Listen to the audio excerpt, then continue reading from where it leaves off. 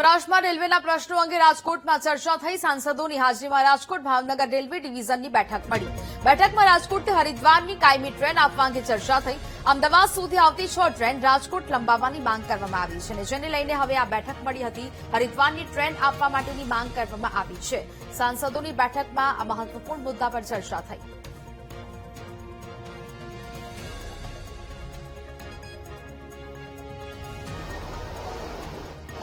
Local train અંગેની માંગણીઓ ઉપર ભાર દેવામાં આવ્યો હતો।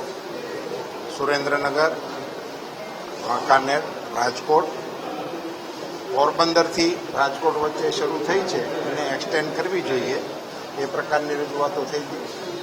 બધા જ સાંસદોએ મોટે ભાગે હરિદ્વારની માંગણી કરી છે અને એને એક્સટેન્ડ કરવા માટેનો પ્રયાસ કર્યો છે।